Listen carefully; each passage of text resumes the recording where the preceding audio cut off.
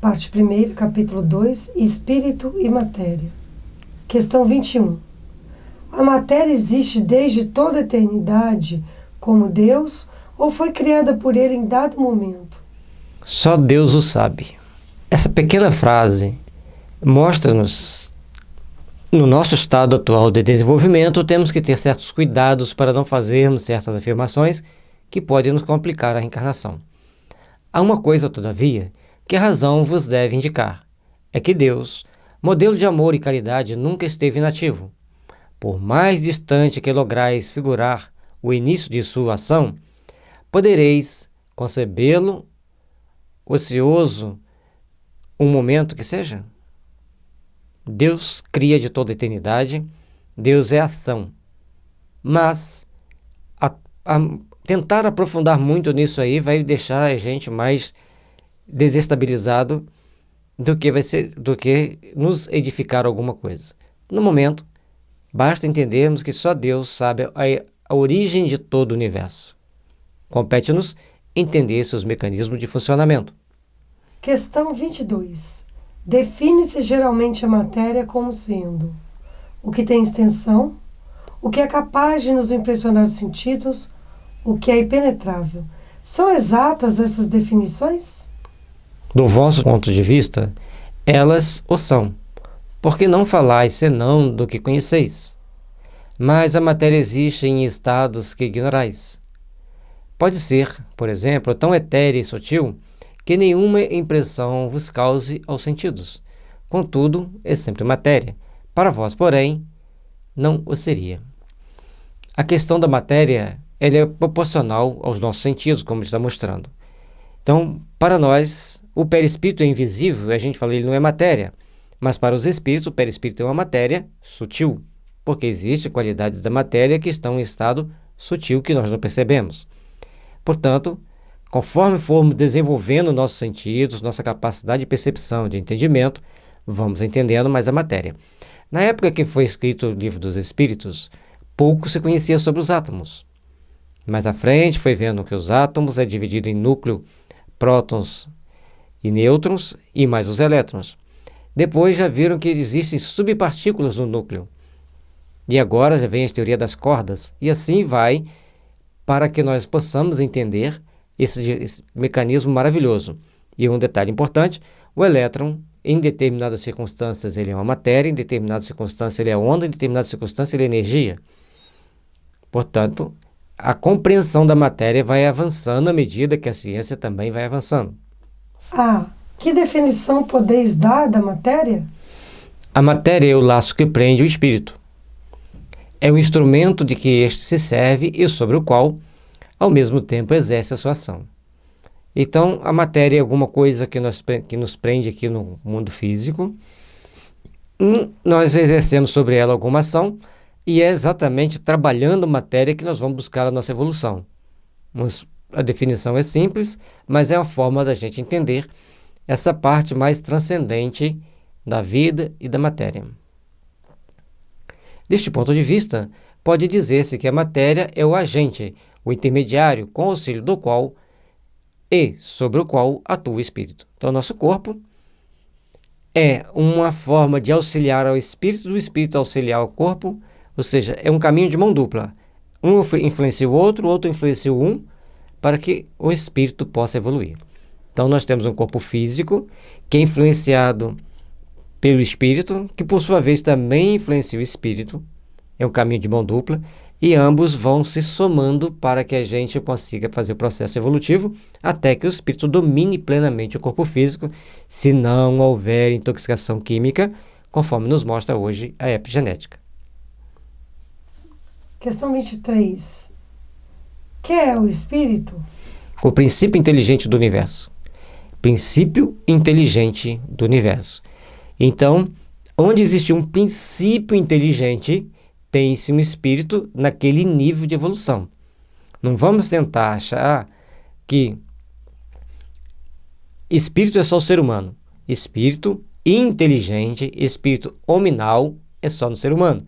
Nos outros animais tem um princípio inteligente que é um espírito proporcional àquele estágio evolutivo.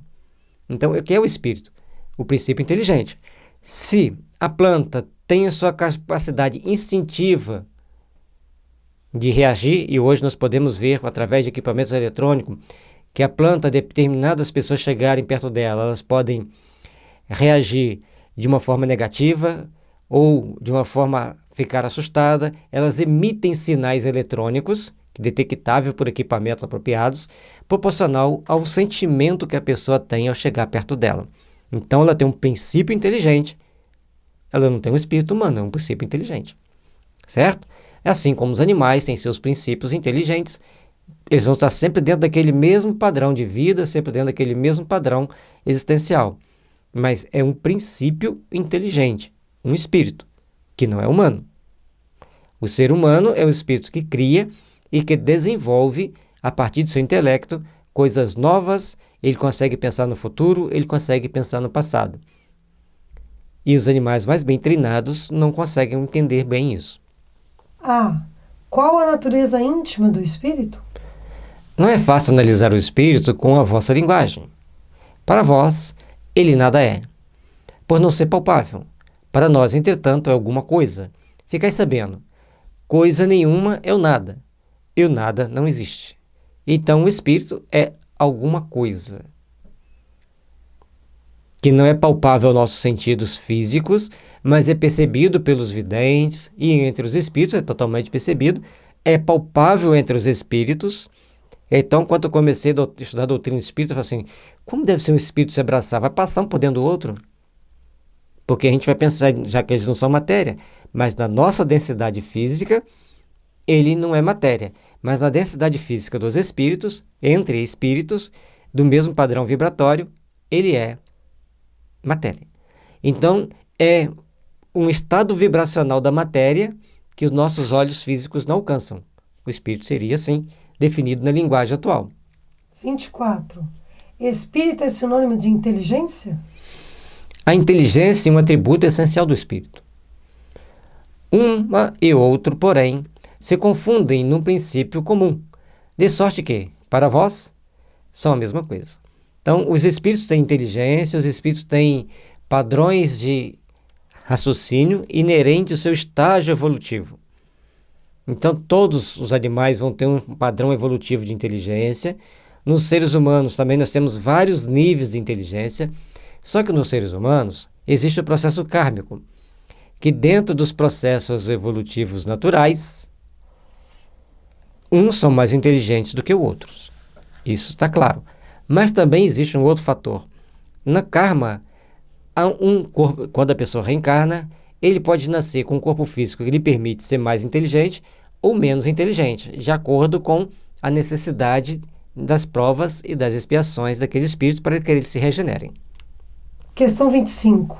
O espírito independe da matéria ou é apenas uma propriedade desta, como as cores do som da luz e o som o é do ar? São distintos uma do outro, mas a união do espírito e da matéria é necessária para intelectualizar a matéria.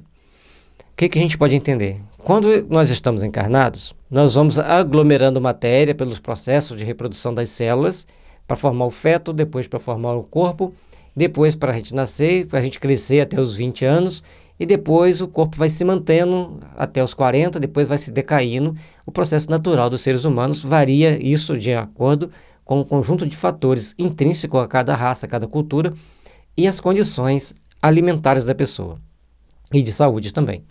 Bom, quanto esse aglomerado da matéria, o espírito vai intelectualizando essa matéria. Agora, o que é intelectualizar a matéria? Seria fazer com que as nossas células ganhassem mais vivacidade de inteligência nesse princípio, que todas têm um princípio inteligente. Todas têm uma energia vital que as mantém, que mantém as células.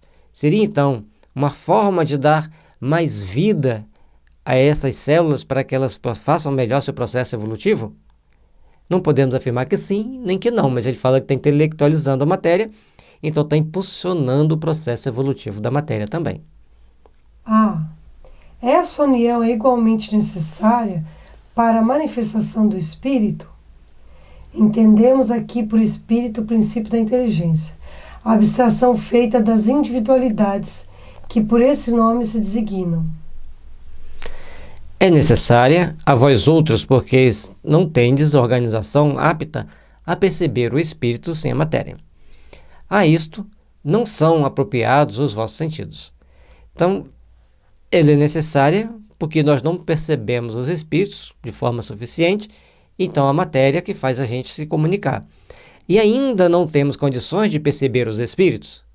Se todo mundo visse os espíritos, o mundo seria bem diferente. Mas o processo kármico em que estamos, se as pessoas começarem a ver os espíritos, provavelmente vai ter muita gente correndo como louco na rua, do que sendo útil para todo mundo, porque vai existir espíritos das mais variadas formas perambulando por aí em torno de nós. É necessário, então, começarmos a entender que nós vemos a matéria e essa matéria é necessária à sua união com o corpo físico e esse corpo espiritual para que a gente possa fazer o nosso processo de autoeducação. Em planetas mais evoluídos, conforme ele vai dizer mais à frente, os corpos são extremamente sutis, extremamente sutilizados, são muito mais quintessencializados, né? Então, não vai ser tão materializado como nós aqui. Questão 26. Poder-se-á conceber o espírito sem a matéria e a matéria sem o espírito? Pode-se, é fora de dúvida, pelo pensamento. E quando a gente sonha, nós não estamos conversando com espíritos e nós estamos sem o corpo físico. Permanecemos ligados ao corpo físico pelo chamado cordão de prata, mas é uma forma da gente entender o espírito fora da matéria. Questão 27. Há então dois elementos gerais do universo, a matéria e o espírito? Sim, e acima de tudo, Deus, o Criador, o Pai de todas as coisas. Deus, espírito e matéria constituem o princípio de tudo o que existe, a Trindade Universal. Então, nós temos Deus, uma essência sublime superior a tudo, o Espírito, que a gente costuma dizer como uma centelha divina, e a matéria em si, que nós vemos a mesa, a cadeira, a caneta, o corpo físico. Então, isso é a Trindade Universal, são a partir desses três que nós vamos ter aquilo que nós vemos no universo. Mas, ao elemento material, você tem que juntar um fluido universal que desempenha o papel de intermediário entre o espírito e a matéria propriamente dita, por demais grosseira, para que o espírito possa exercer ação sobre ela. Então, Deus, espírito, perispírito e matéria. Agregou mais um. Esse perispírito ele é composto do fluido universal, de uma matéria quintessenciada, de uma matéria fluídica ou vibracional, em estado que a gente ainda não percebe com os nossos olhos físicos. Ela faz um papel intermediário entre o espírito e a matéria. E é através do perispírito que o espírito faz ação sobre o corpo físico. Então, o nosso cérebro físico, ele é uma forma da gente manifestar e permitir a manifestação do espírito. É importante que a gente entenda essa parte. O corpo físico é a parte que faz com que o espírito se manifeste, e para que ele se manifeste tem uma ligação entre o perispírito, entre o espírito e o corpo, que é o perispírito, que vai fazer essa interface. É como, para nós usarmos a internet, o que nós precisamos? Nós vamos precisar do modem, aquele aparelhinho que a gente liga o fio, que liga no computador, ou fica a anteninha do Wi-Fi, certo? Então, nós já temos as ligações do corpo físico com o espírito, que seria o modem, mas já temos a antena do Wi-Fi que irradia para que outros computadores sem fios se comuniquem. Isso seria um exemplo de mediunidade. Uma mente irradia e as outras mentes captam o pensamento. Embora, de certo ponto de vista, seja lícito classificá-lo com o elemento material, ele se distingue deste por propriedades especiais. Se o fluido universal fosse positivamente matéria, razão não haveria para que também o espírito não fosse. Então, o fluido universal é uma matéria sutil, mas ele ainda não é matéria, é uma semimatéria, vamos dizer assim. E o espírito ainda é mais sutil do que essa semimatéria. Está colocado entre o espírito e a matéria. É fluido, como a matéria é suscetível pelas suas inumeráveis combinações com esta e sob a ação do espírito, de produzir a infinita variedade das coisas de que apenas conheceis uma parte mínima. Então, veja bem, esse fluido está colocado entre a matéria e o espírito, mas ele tem inumeráveis combinações que, sob a ação do espírito, produz a infinita variedade de substâncias que nós temos aqui. Então, a formação das células tem uma energia sutil e tem interferência de espíritos. Isso a gente fala da formação das células, da natureza das células. Para formar, por exemplo, os átomos de cada substância, tem uma ação que nós desconhecemos para gerar ouro, prata, cobre, ferro, cálcio infinitamente. É o que os espíritos estão dizendo. Tem a ação de um espírito manipulando o fluido cósmico para criar essas substâncias e mantê-las. Este fluido universal, ou primitivo, ou elementar, sendo o agente de que o espírito se utiliza, é o princípio sem o qual a matéria estaria em perpétuo estado de divisão e nunca adquiriria as qualidades que a gravidade lhe dá. Portanto, existe um fluido universal, um perispírito, em todas as substâncias. Até nessa caneta vai ter uma energia que a mantém coesa. O que é o uso da energia nuclear? É desfazer a energia que mantém as células.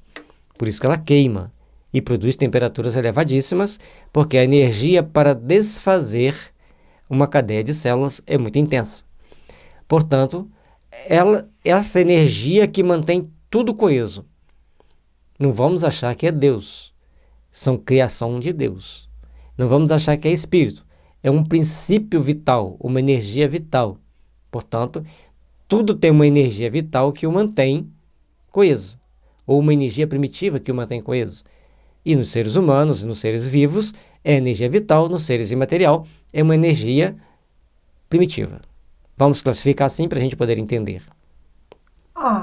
Esse fluido será o que designamos pelo nome de eletricidade? Dizemos que ele é suscetível de inúmeras combinações. O que chamais de fluido elétrico ou fluido magnético são modificações do fluido universal, que não é, propriamente falando, senão matéria mais perfeita, mais sutil, e que se pode considerar independente. Então, a matéria elétrica, que Kardec pergunta, conforme dissemos antes, no início não se tinha muito conhecimento das essências dos átomos. Então, a corrente elétrica são quanto elétrons vão correndo pelos átomos. E pelos átomos do fio, certo? O magnetismo é uma energia que irradia a partir de uma corrente elétrica, ou a partir de propriedades da matéria. Isso tudo faz parte do fluido universal. Então, as linhas de força que existem entre um ímã e o outro, e ali existe uma linha de força. Essa linha de força tem chamado fluido universal. Questão 28. Pois que o espírito é em si alguma coisa, não seria mais exato e menos sujeito à confusão dar aos dois elementos gerais as designações de matéria inerte e matéria inteligente? As palavras pouco nos importam. Compete-vos a vós formular a vossa linguagem de maneira a vos entenderdes. As vossas controvérsias, porém, quase sempre de não vos entenderdes acerca dos termos que empregais, por ser incompleta a vossa linguagem para exprimir o que não vos fere os sentidos. E aí eles começaram, então, os cientistas a criarem termos novos para as subpartículas novas, como quarks, pósitrons, elétrons, neutrinos, ou seja, são nomes que até então não existiam, que foram sendo criados para que dessem nome às subpartículas. Aqui, que estavam criando a base de tudo para que possamos entender as essências espirituais, eles deixaram claro, nós não temos ainda, na época não tínhamos ainda palavras para serem descrito tudo e nem conhecimento. Como eles não passam conhecimento à frente antes de nós chegarmos a ele, deixou de forma bem escrita para nós podermos entender e adaptar nosso entendimento. Então, quando a gente lê aqui agora, a gente fala, não tinha como falar quarks, neutrinos, pósitrons, então nós começamos a criar palavras novas para entendermos coisas que sempre existiu, mas que não sabíamos que existissem. Daqui a pouco vamos ter que criar outras e outras. Um fato patente domina todas as hipóteses. Vemos matéria destituída da inteligência e vemos um princípio inteligente que independe da matéria. A origem e a conexão destas duas coisas nos são desconhecidas. Então, uma pessoa morta é uma matéria inerte e uma pessoa viva é uma matéria com inteligência. O que faz a diferença entre esse corpo morto e o corpo vivo é o espírito. O espírito e o perispírito, que o comanda. Então, quando as funções físicas do corpo se esvaem, o espírito não tem mais como dominar aquele corpo, porque ele não tem mais energia vital para comandá-lo. Então, ele morre. Aí você vai falar assim, mas e aqueles que ficam presos ao corpo físico? Aí é um conjunto de situações mentais que o faz apegar-se à matéria. Então, eles têm a ilusão de estar preso àquele corpo. E fica preso, porque ele acredita ser dono daquele corpo. Ao passo que aqueles que já entendem o processo natural do desencarne, saem e vão estar com seus afins no mundo dos espíritos. Se promano ou não de uma só fonte, se há pontos de contato entre ambas, se a inteligência tem existência própria, ou se é uma propriedade, um efeito, se é mesmo, conforme a opinião de alguns, uma emanação da divindade, ignoramos. Então, a inteligência, o próprio Kardec disse que não dá para a gente fazer essa definição. É um atributo do espírito, vamos dizer assim. Quanto mais o espírito se depura, ou por várias qualidades intrínsecas que ainda não conseguimos entender, uns são mais inteligentes, outros são menos inteligentes, e ambos crescem para Deus. Porque à medida que o espírito vai crescendo para Deus, tanto mais inteligente quanto menos inteligente, tudo ao seu redor vai se depurando, vai se purificando, vai se sutilizando, vai adquirindo qualidades mais transcendentes que ainda não conseguimos entender plenamente. Elas se nos mostram como sendo distintas, daí o considerarmos-las formando os dois princípios constitutivos do universo. Vemos, acima de tudo, isso, uma inteligência que domina todas as outras, que as governa, que se distingue delas por atributos essenciais. A essa inteligência suprema é que chamamos Deus. Bom, acima de todas as inteligências humanas, por mais inteligente que sejamos, existe Deus, com toda a sua capacidade, com toda a sua condição de nos elevarmos aos céus. Mas a mente humana comanda o corpo físico. E a mente humana controla bilhões e bilhões e bilhões de células. No livro Obreiros da Vida Eterna, André Luiz nos mostra que, enquanto a mente comanda o corpo, milhões e milhões de microvidas estão lá tranquilas cumprindo suas funções. Quando a mente para de comandar o corpo, essas microvidas começam a decompor o corpo, atacá-lo. Então, quem mantém a nossa saúde é a nossa energia vital, a nossa essência vital, a nossa inteligência. E quem vai definir as nossas condições de saúde, quem vai definir as nossas condições de vida, é a quantidade de energia vital que nós temos. Hahnemann conseguiu perceber isso e viu que a homeopatia poderia interferir nessa energia vital, dando ao homem mais saúde, ou, se for mal empregada, dando ao homem doença.